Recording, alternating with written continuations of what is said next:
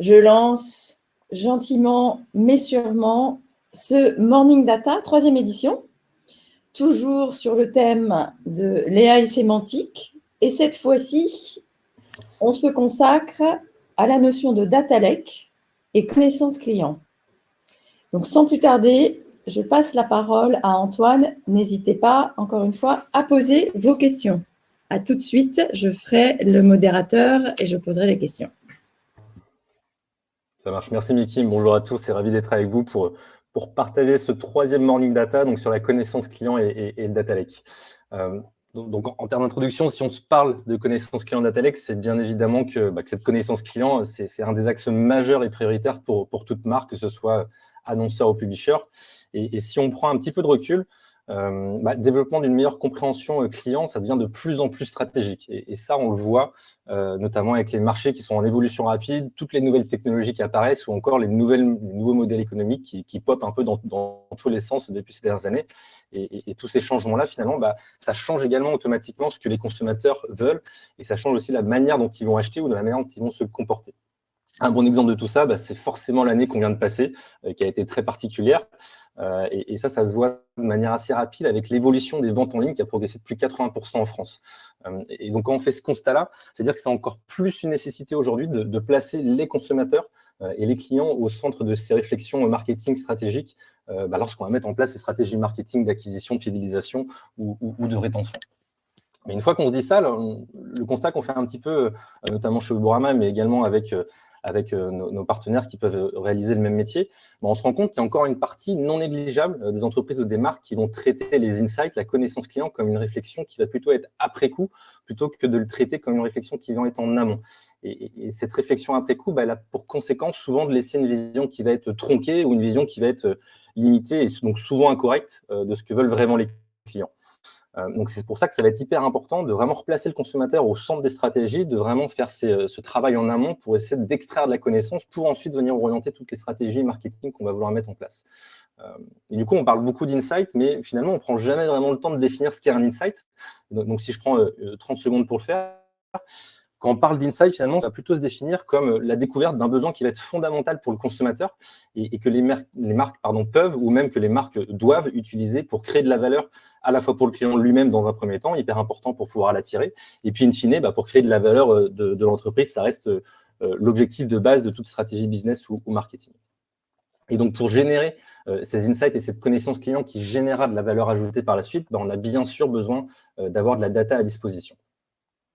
Donc, pour ce faire, chaque entreprise, on le sait, vous avez tous de la data à disposition et dans cette data, c'est une pluralité de données qui peut provenir de différentes sources avec en première ligne, bien évidemment, les données qui vont être générées par l'entreprise elle-même. Et on peut avoir comme exemple les données de transactions qui peuvent être récoltées via les bases de données CRM ou des processus de fidélisation avec les cartes fidélité. On peut avoir tout ce qui est comportement sur site Internet, donc vraiment le site Internet de la marque, que ce soit encore une fois des sites e-commerce ou des sites de contenu. Ou encore, on peut avoir d'autres types d'interactions qu'on laisse un petit peu de côté de temps en temps, mais qui sont des interactions qui peuvent être directes, comme on peut avoir avec un service client ou par exemple des dépôts d'avis directement par les consommateurs sur des sites Internet concernant des produits. Donc ça, c'est vraiment la première data finalement auquel on peut penser. Mais on sait aussi qu'il y a tout un autre tas d'autres données qui peuvent être des données partenaires. Et ces données partenaires, en tout cas ces données qui sont extérieures à l'entreprise, elles permettent bien souvent d'élargir la vision et la compréhension des consommateurs en dehors du propre écosystème de la marque.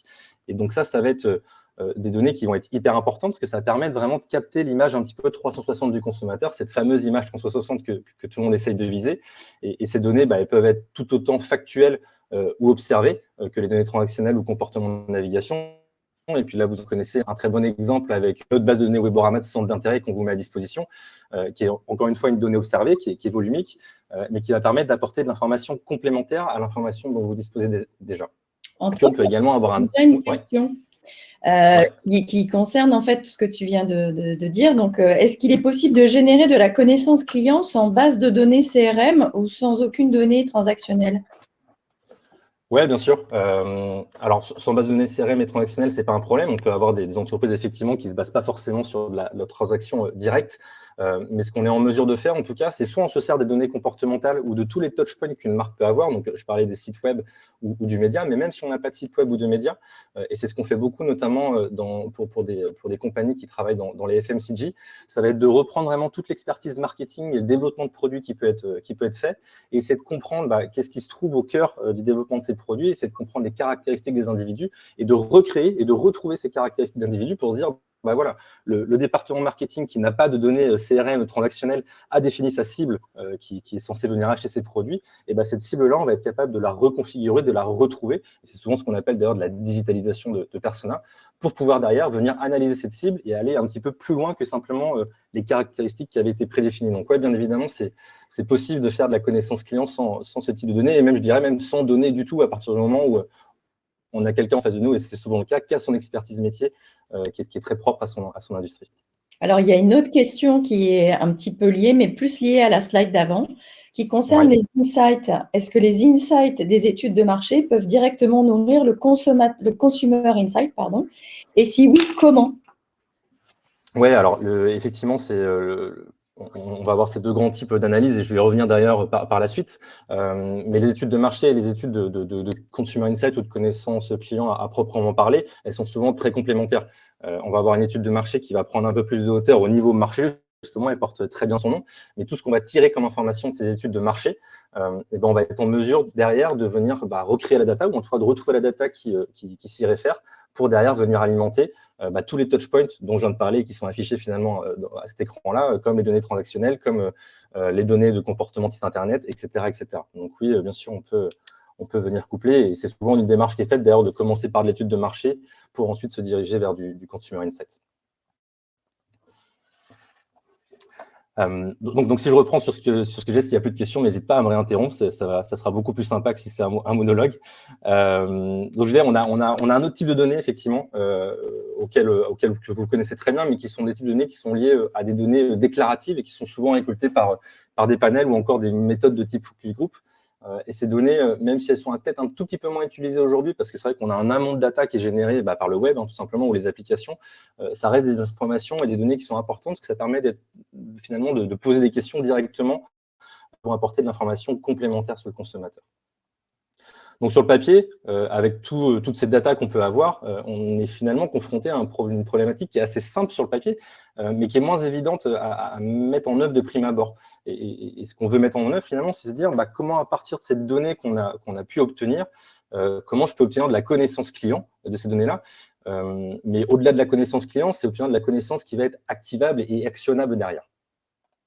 Donc pour ce faire, pour bien exploiter ces données, justement, ça va être hyper important de réussir à les centraliser, de les hiérarchiser, de les rendre propres, et surtout d'avoir un référentiel unique sur toute cette data-là. L'écueil qu'on va souvent rencontrer et qu'on rencontre souvent avec nos clients, c'est de se dire j'ai des types de data qui sont vraiment génialissimes, qui sont une source de valeur hyper forte, mais finalement, on a constitué un stock de données qui ne se parlent pas, et donc on ne va pas réussir à construire cette vue exhaustive de ces consommateurs. Même si finalement on a toutes les informations qu'il nous faut, on n'arrive pas à avoir ce lien, ou en tout cas ces données peuvent être totalement séparées et dispatchées dans une entreprise, et ces données, ça peut être sur les consommateurs, sur des prospects, sur des clients. Donc c'est hyper important d'avoir cet outil de data lake qui va nous permettre de venir remettre au cœur d'une même source toutes les différentes sources de données justement qu'on aura pu récolter.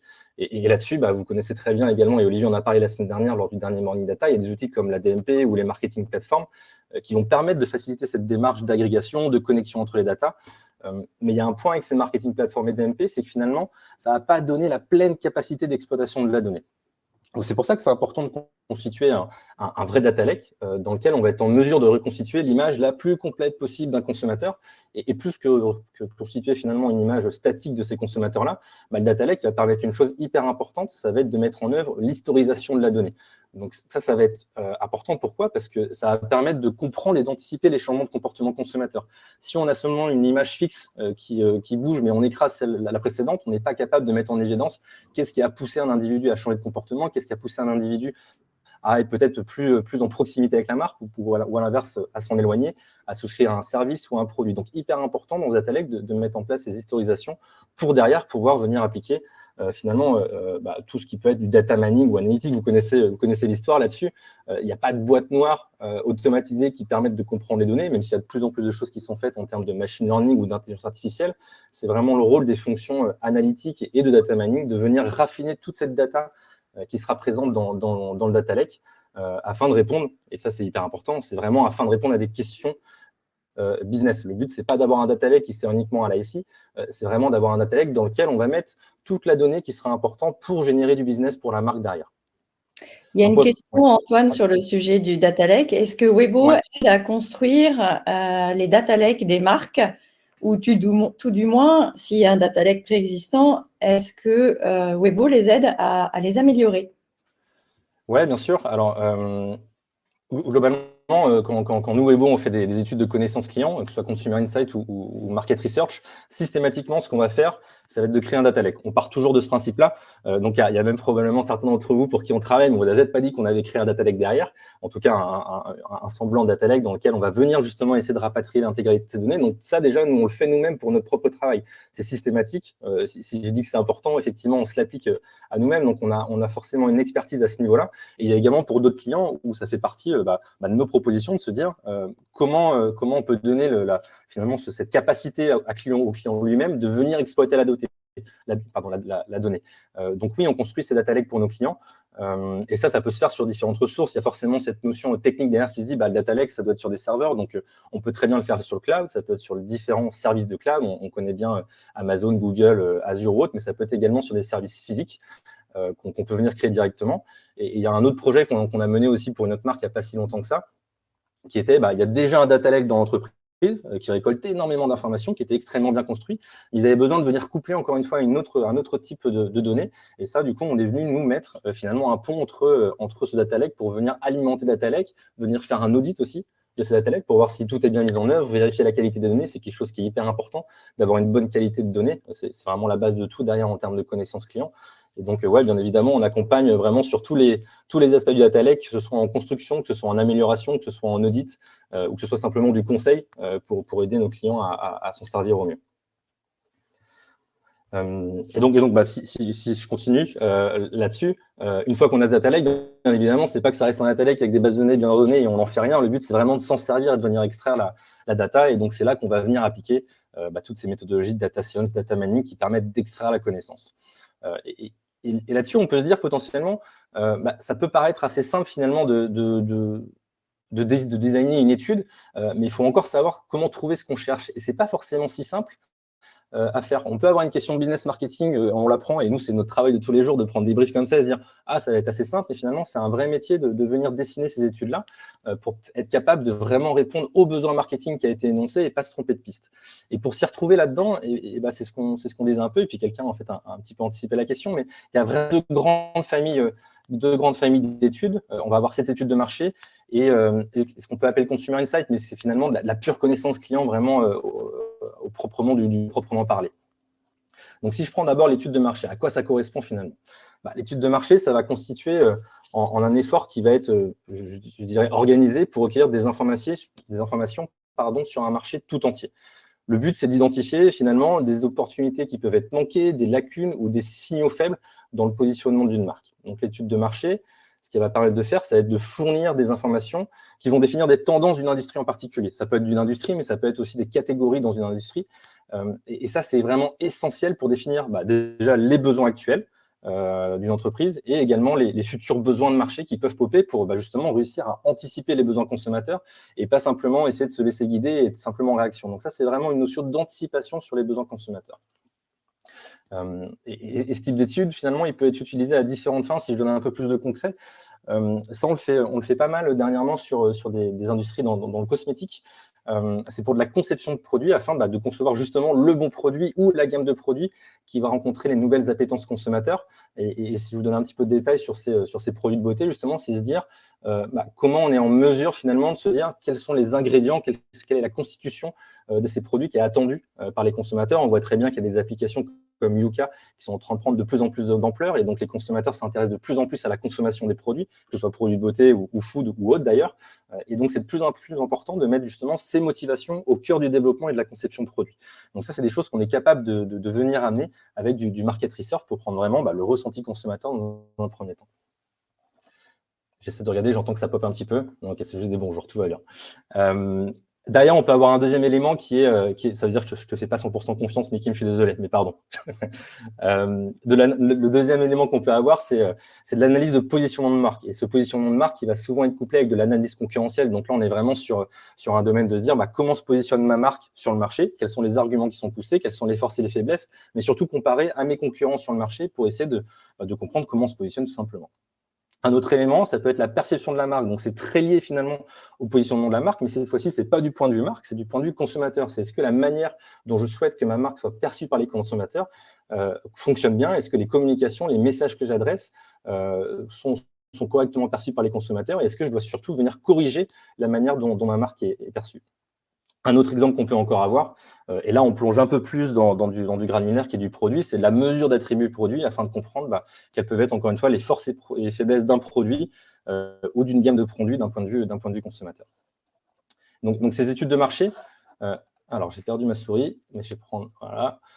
Les études de marché finalement ça se repose historiquement sur des méthodes traditionnelles.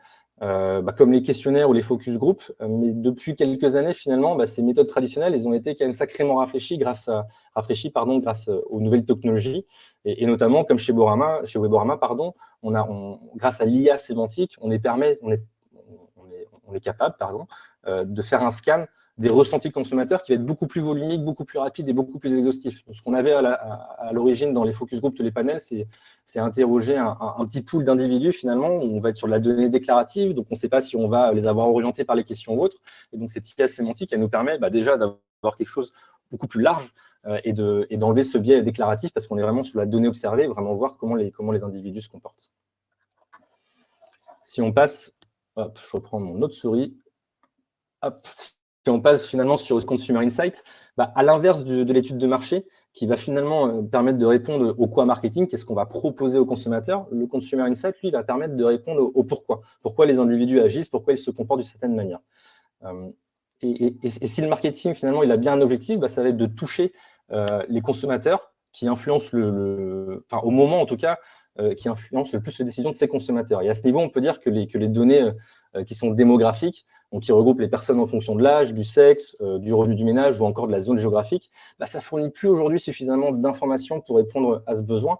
Et les données comportementales qu'on peut venir coupler justement dans un data lake, par exemple, elles vont pouvoir constituer la connaissance qui permet à une marque de déterminer pourquoi ses clients se comportent d'une certaine manière.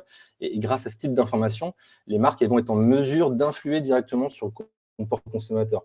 Il y a un exemple assez simple dans l'industrie automobile, pour le coup, c'est de se dire on cible vraiment les hommes de plus de 35 ans qui sont CSP+. Lorsqu'on fait ça, donc c'est pas quelque chose forcément de faux, on peut avoir une surreprésentation dans cette population-là, mais finalement, quand on le fait, on manque vraiment d'une information, ça veut dire qu'on n'est pas en mesure de dire à quel moment il faut que je les cible. Est-ce que c'est quand il a 33 ans, 34 ans, 35 ans, est-ce que c'est vraiment CSP+, pas CSP+, et puis je me dis, je peux peut-être louper les autres individus qui ont moins de 35 ans, qui ne sont pas CSP+, et qui vont acheter, qui ont l'intention en tout cas d'acheter des véhicules automobiles. Donc c'est hyper important de venir rajouter de la donnée qui va nous permettre de comprendre quelles sont les motivations et quels sont vraiment les triggers, les patterns qui déclenchent l'envie de venir consommer un produit à un autre. Donc le Consumer Insight, finalement, il va permettre de répondre à différents types de questions. Il y en a une qui est hyper macro, qui paraît hyper simple, mais qui est simplement qui sont mes consommateurs et quel est leur profil. Ça paraît évident, mais c'est parfois une question qui est tellement évidente qu'elle est un petit peu squeezée et on ne pose pas vraiment la base de qui sont les clients. Donc, ça peut être simplement se dire, parmi mon pool de clients que j'ai, quelle est la différence vis-à-vis du reste de la population française? Et le fait de répondre à cette question-là, ça va nous permettre d'extraire finalement leur motivation d'achat et les raisons d'achat. Et donc derrière, de venir mettre en place les bonnes stratégies de marketing pour capter potentiellement d'autres clients. Si on va dans un niveau un petit peu plus fin, au lieu de se dire simplement mon gros pool de clients, qu'est-ce qu'il a de différent que le reste de la population française, on peut se dire qu'est-ce qui pousse un client à venir souscrire plutôt à un produit plutôt qu'à un autre, donc un produit A, un produit B. Et ça peut permettre également de venir faire de la customisation de créa, de venir parler de la bonne manière à chacun de nos consommateurs. Et donc là, vous le voyez bien, juste avec ces questions-là, on est en train de répondre un peu à cette question cliché de comment je peux adresser le bon message à la bonne personne au bon moment. Mais en fait, finalement, cette phrase-là, même si c'est des clichés, elle est essentielle. Et avec toute la data qu'on a et avec des stratégies de data lake, des connaissances clients, on est capable d'y répondre et de mettre justement ces stratégies marketing en place derrière correctement.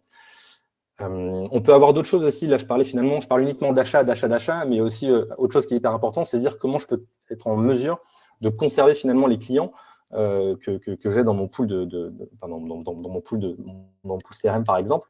Et donc, comment je peux essayer d'utiliser cette data pour m'avertir d'un potentiel éloignement de mes consommateurs à ma marque, voire d'une résiliation, par exemple, si on parle de contrats dans l'énergie, dans les télécoms, et se dire quels sont les triggers que je peux mettre en évidence pour mettre en place, cette fois-ci, pas des stratégies d'acquisition, mais des stratégies de rétention.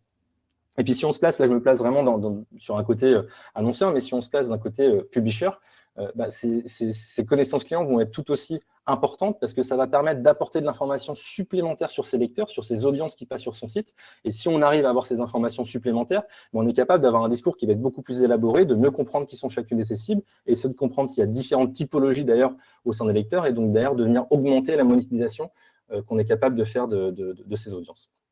Et donc toutes ces réponses à ces questions, et il y en a beaucoup plus que ces 4 qui sont listés ici, ça permet ensuite d'adapter et de rationaliser les stratégies de communication, et notamment par l'utilisation de modèles prédictifs qui sont largement utilisés. Donc, modèle prédictif, on peut l'appeler scoring, jumeaux statistiques, lookalike, il y a plein de mots, mais tout ça veut dire la même chose, c'est de venir finalement anticiper les besoins pour pouvoir y répondre au bon moment. Il y a un autre petite chose qu'il faut prendre en compte également, c'est cette notion de persona. Le persona, c'est quelque chose qui est extrêmement puissant pour les entreprises, mais qui peut s'ancrer à la fois dans du market research et du consumer insight. Et souvent, le market research et le consumer insight, c'est ce qui va venir nourrir ces stratégies de persona. À partir du moment où on a mené à bien ce type de stratégie, on est facilement en mesure ensuite d'aboutir à la construction de ces personas. Et ces personas, finalement, ce qui est très intéressant, c'est qu'ils permettent, avec un nombre limité, finalement, d'audience, d'être en mesure d'appliquer les différentes stratégies marketing de manière totalement unifiée. C'est un petit peu différent que d'avoir, finalement, 100, 250 audiences qu'on est venu créer pour vraiment des besoins très tactiques qui sont néanmoins hyper utiles. Mais là, les personas vont nous permettre de répondre à des besoins un peu plus stratégiques et de permettre de répondre à ces besoins plus unifiés avec une grille de lecture qui va être également la même pour l'intégralité de l'entreprise. Et ça, c'est aussi important en termes de communication interne, d'être sûr que l'intégralité de l'entreprise connaisse bien ses consommateurs et qu'il n'y ait pas différentes définitions de son consommateur pour qu'on puisse tous aller dans le bon sens. Donc, je pense que vous attendez aussi un petit peu cette partie-là, forcément. Quand on parle de market research, consumer insight et toute cette data qui peut être utilisée dans les data lakes, on peut se demander ce que va changer la disparition du cookie tiers. Si je prends dans un premier temps l'étude de marché, ça ne va pas forcément changer grand-chose. Pourquoi? Parce que les méthodes traditionnelles ou les méthodes plus récentes, comme l'IA sémantique, l'écoute sociale ou autre, elles ne se reposent pas du tout sur le cookie tiers par définition. Donc, dans tous les cas, on sera en mesure d'extraire cette connaissance client sans aucun souci, même avec la disparition du cookie tiers. Concernant le consumer insight, on peut tout de même rester assez optimiste, étant donné, d'une part, la pluralité des sources qui ne dépendent pas de sort cookies, de cookies tiers. Dans les datas qu'on a, on voit qu'on peut avoir des cookies first, on peut avoir les PI, on peut avoir les emails. On a également toutes ces nouvelles ADI qui arrivent, ces nouveaux ADI qui arrivent avec les Flock ADI et les Unified ADI qui vont nous permettre de continuer à réaliser toute cette connaissance client. Là où on peut se poser la question, ce sont sur les méthodes finalement où aujourd'hui on utilise énormément le cookie tiers. Parce que ce cookie tiers, souvent, il permet d'apporter justement vraiment cette vision externe, cette connaissance externe et ces variables externes qui nous permettent d'avoir des caractéristiques vraiment dédiées sur les clients. Là-dessus, encore une fois, pas forcément en termes de génération purement d'insight. Là, c'est vraiment important de prendre ça en compte. C'est vraiment sur de la génération d'insight.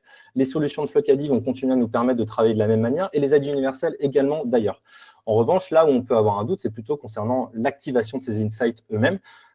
Donc, sur les Flock ADI, toujours pas de problème. Et d'ailleurs, à vrai dire, on va peut-être perdre un tout petit peu en termes de granularité, mais les cohortes qui vont être créées vont être suffisamment petites pour tout de même faire de la connaissance qui va être statistiquement robuste. Et par derrière, on va gagner en puissance finalement d'activation, parce que vous connaissez très bien l'écueil qu'on peut avoir lorsqu'on crée une audience, un lookalike, et qu'on veut le synchroniser avec l'écosystème. Et ben, on peut avoir un peu de perte. Là, pour le coup, on va identifier des flock ID. Et donc, ces flock ID, on aura juste besoin de dire, je veux cibler celui-ci. Donc, on va vraiment gagner en puissance et en volume de ciblage qu'on pourra réaliser. Sur les aides universelles, il faut rester un peu plus modéré, un peu plus prudent, notamment avec les dernières annonces de Google à ce sujet. Mais en tout cas, on pourra toujours dire que ce sera utilisable directement avec de l'achat publisher dans des espaces logués. Mais ça, voilà, les semaines à venir vont nous permettre de préciser ce point-là. Donc voilà, donc globalement, si on résume, pas d'inquiétude majeure à avoir, on va pouvoir continuer à faire de la connaissance client et on aura toujours les solutions pour répondre à ces fameuses questions marketing. Il y a une question qui concerne les flock ID. Est-ce que tu peux repréciser, si tu sais, comment ça marche ou comment ça va marcher? Oui, bien sûr. Je vais peut-être laisser Olivier, qui est dans le coin, caché derrière, mais qui va peut-être monter sur scène, répondre à la question. Il est encore plus expert que moi, il sera plus précis sur les termes. Bonjour à tous. Oui, effectivement, les flock ID, en fait, c'est un vrai changement de fonctionnement, de paradigme aussi. C'est pas qu'un changement technique. La grosse différence, on va dire, par rapport au cookie, c'est que le cookie, il est lié directement à un navigateur. Donc, un identifiant de cookie qu'on va pouvoir créer va être lié à uniquement un navigateur. Donc, si on simplifie un peu, à une personne. La grosse différence avec le flock ID, c'est qu'on va avoir un identifiant qui va rassembler N navigateurs, un certain nombre de navigateurs. Donc ça, c'est une variable qui va être définie dans la Privacy Sandbox par Google. Pour l'instant, on n'a pas encore un nombre très précis là-dessus, mais il va y avoir des centaines, des milliers de navigateurs réunis derrière le même identifiant. La différence également par rapport au cookie, c'est que cet identifiant, il va pas être créé par nous. Il va pas être créé par Weborama ou par une autre société de marketing en ligne. Il va être créé directement par des algorithmes qui sont intégrés dans le navigateur de Google Chrome. Donc là-dessus, on perd, entre guillemets, le contrôle de décider qui a tel ou tel ID, mais ça va être un algorithme qui, du coup, va décider pourquoi un navigateur va rentrer dans tel ID de flock, finalement, ou pourquoi il va en sortir pour changer à ce niveau-là, par exemple, d'ID de flock. Ce qui est important, c'est que le principe, c'est tout de même qu'il y ait un minimum de points communs, qui est un lien finalement entre les différents navigateurs qui sont derrière le même flock ID. C'est pas du hasard, c'est pas des gens qui n'ont aucun intérêt en commun qui vont se retrouver derrière le même flock ID. On a vraiment une volonté de la part de Google d'avoir quand même des intérêts communs entre chaque navigateur qui seront réunis derrière le même flock ID. Donc c'est là où sur les impacts, un peu ce que tu disais à ce niveau-là, Antoine, ça reste modéré, discutable, c'est à vérifier, c'est à tester, c'est quelque chose qui va pouvoir être testé dès ce mois-ci, dans les jours qui viennent, puisque les premiers tests ont commencé déjà par certains annonceurs, et nous on est en contact avec Google également là-dessus pour pouvoir tester, et on va pouvoir assez rapidement pouvoir mesurer les pertes qu'il peuvent y avoir éventuelles en termes de précision, ou à l'inverse, est-ce que c'est modéré, est-ce que c'est à peu près comme avant, et on peut continuer à faire des études équivalentes en termes de qualité. Est-ce qu'on pense quand même, c'est une question, que le cookie-less ne va pas créer des biais dans l'analyse des données? Alors, vaste question. J'aurais tendance à dire non, mais après, Cédric, tu peux préciser. Mais à partir du moment où on est capable de changer de paradigme en termes d'ID, et c'est ce que vient d'expliquer notamment Olivier sur les flock ID, ça ne va pas créer de biais, non. Et ce qui compte beaucoup, notamment si on parle de manière précise sur les flock ID, c'est qu'on reste quand même sur des cohortes qui sont extrêmement petites, donc on va être sur, et ces cohortes, elles sont construites parce qu'il y a des patterns qui permettent de regrouper les gens ensemble, c'est-à-dire qu'ils partagent des caractéristiques communes. Donc non, ça ne devrait pas créer de biais. Et moi, je pense même d'ailleurs que potentiellement, on va être en mesure, avec ces solutions de cookies, de flock ID par exemple, ou d'ID universel, d'avoir peut-être de la data qui va être encore plus robuste parce qu'elle sera peut-être plus persistante dans le temps. On sait très bien que le cookie a une durée de vie assez limitée. Donc, j'aurais tendance à dire que ça va peut-être diminuer les biais finalement dans l'analyse qu'on a aujourd'hui.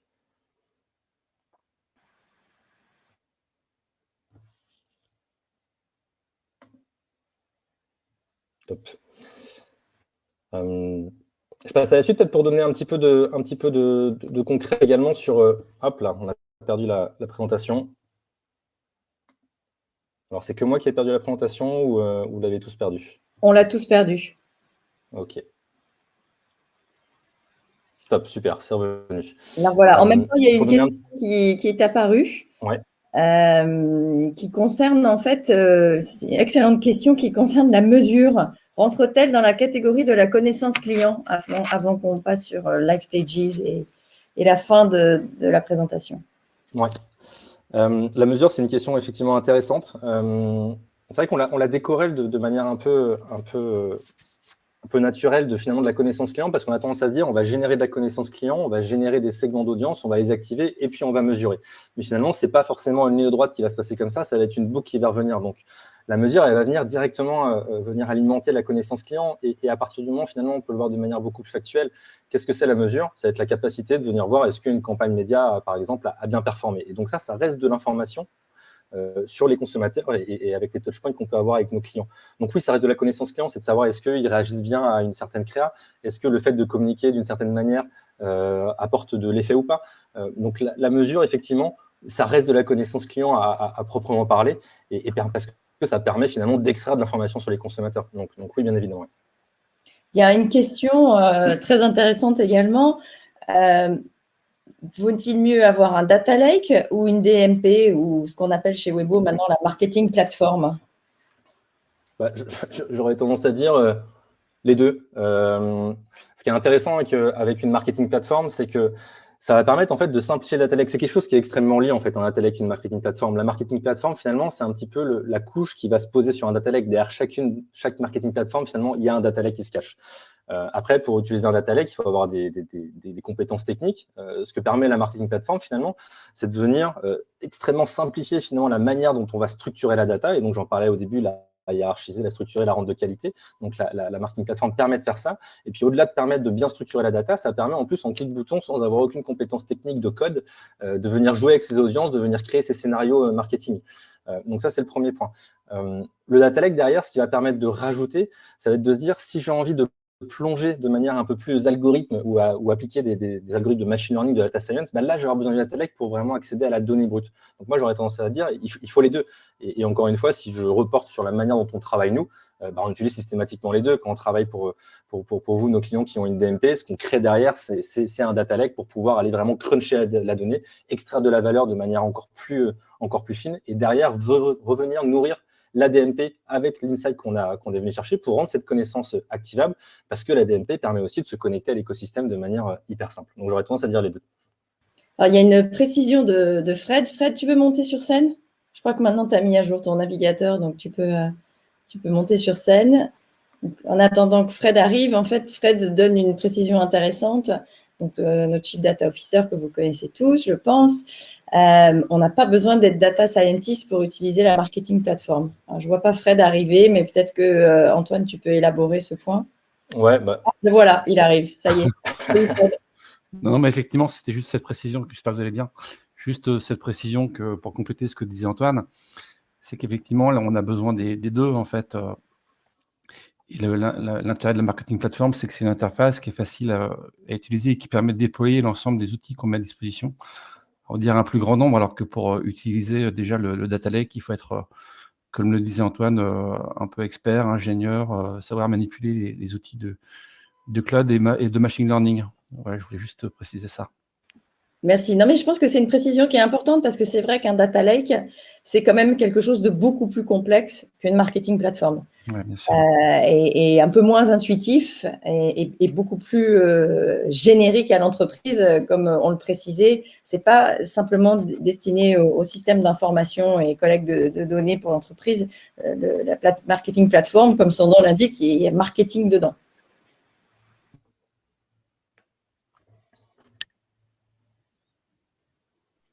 Je voulais juste rajouter un petit point là-dessus, justement, aussi, dans la continuité de ce qui a été dit. Un data lake, c'est également un projet très long terme. C'est-à-dire que dans les investissements qui sont faits, dans les cas d'usage qui sont déployés, qui sont beaucoup plus variés, c'est pas du retour sur investissement dans les 6 mois, c'est du retour sur investissement dans les 2, 3, 5 années finalement à venir, parce que ce sont des projets qui vont s'intégrer dans beaucoup plus de logique d'entreprise. La marketing platform, les DMP, les CDP vont avoir des cas d'usage un petit peu plus aussi limités, si je puis me permettre ce mot-là à ce niveau-là, parce que limité tout simplement à ce qu'une plateforme permet de faire, aussi à ce niveau-là. Donc, ils sont plus droit au but par rapport à ces cas d'usage. Là où un data lake va être aussi, d'une certaine façon, beaucoup plus souple avec le travail que des data scientists, data stratégistes peuvent faire au sein de ce data lake. Donc, avec des algorithmes plus différents, plus souples, plus puissants, plus adaptés à une particularité d'une technologie ou du marché. C'est aussi ça une différence, je pense, entre les deux projets.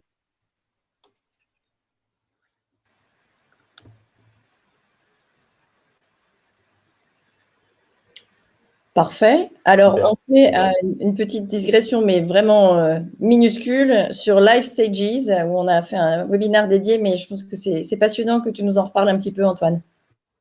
Oui, bien sûr, sur les life stages, il y a un gros lien finalement avec tout ce qui est connaissances clients. On s'est pensé sur le sujet de ces moments de vie il y a un petit moment pour dire comment on est capable de vraiment rationaliser ce qui se cache derrière ces moments de vie. Qu'est-ce qui est vraiment un moment de vie? On a voulu prendre le temps de définir cette chose-là. Et pourquoi c'est important? Parce qu'on le voit très bien dans toutes les industries. Les moments de vie sont souvent déclencheurs de changement de comportement d'achat et donc changement finalement d'un comportement à la marque. Et donc, ça suscite bien évidemment derrière. Hop, il y a Fred qui est passé en grand, je crois, mais qui suscite derrière des changements de comportement et donc des changements de consommation. Et donc, c'est important de venir les capter. Donc, on s'est dit, il faut faire un travail beaucoup plus précis. Et on s'est rendu compte que ce n'était pas un travail qui avait forcément été fait sur le marché, de venir les redéfinir et de venir identifier ces moments de vie-là. Donc, on est venu construire ces moments de vie, on est venu les redéfinir, venu réidentifier qui sont les individus qui se trouvent dans chacun de ces moments de vie avec un certain niveau de granularité.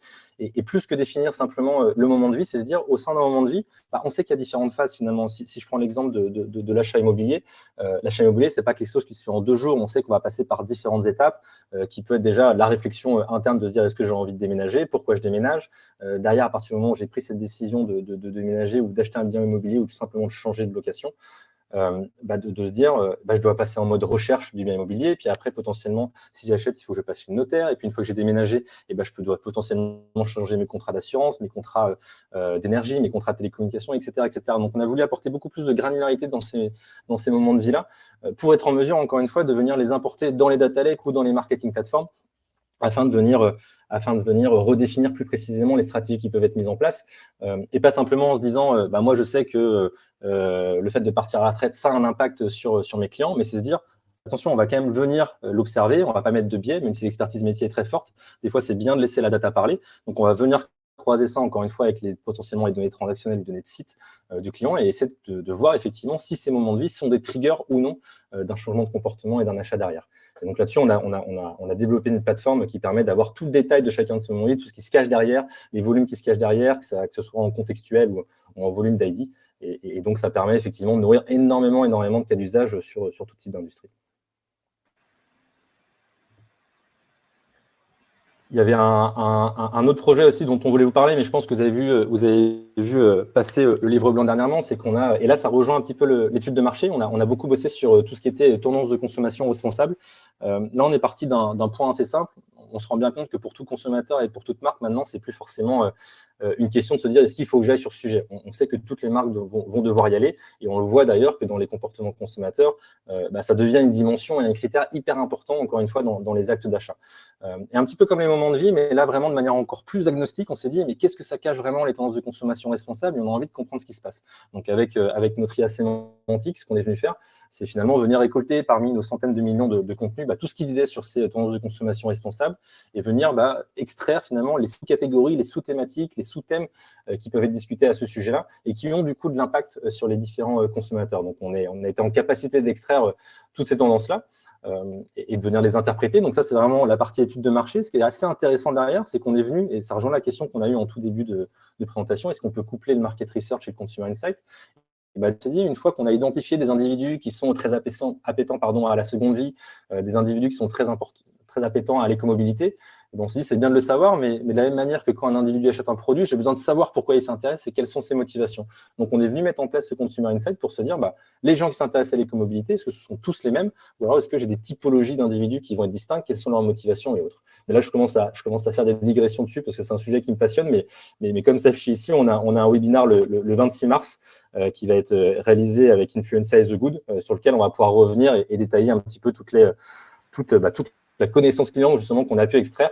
Et pour ceux qui n'ont peut-être pas encore vu passer le livre blanc, on pourra bien sûr vous envoyer le lien si vous voulez y jeter un œil. Vous allez recevoir une invitation, elle n'est pas partie encore, elle est en cours de validation avec les équipes de The Good. Et donc, cette fois-ci, on se connectera, je pense, via les outils de The Good, mais on vous en dit beaucoup plus très vite. Voilà. Est-ce que vous avez des questions? On arrive à la fin de cette session. Si vous avez encore une ou deux questions, ou 3 ou 4, avec grand plaisir, nous les prendrons. Sinon, teasing pour la semaine prochaine, le dernier Morning Data de mars, consacré à l'activation, donc le conseil en programmatique. Qu'est-ce qui va se passer dans un monde sans cookies? Et évidemment, on vous parlera des solutions qu'on a mises en place, qui sont testables. On vous parlera certainement aussi de ce qui se passe chez Google, qu'on suit de très très près, et on est dans les starting blocks pour tester les flocks dès qu'ils seront disponibles. Ça, c'est du vrai teasing. Enfin, en tout cas pour nous, parce qu'on est passionnés. Donc, plus de questions, je crois. Merci infiniment, Antoine. Moi, j'écoute Antoine presque tous les jours et à chaque fois que j'écoute sa présentation, j'apprends des choses. Donc, j'espère que vous aurez aussi appris des choses et que vous aurez la possibilité de mettre toutes ces informations en pratique dans votre entreprise. En tout cas, vous le savez, nous sommes là à votre disposition pour creuser.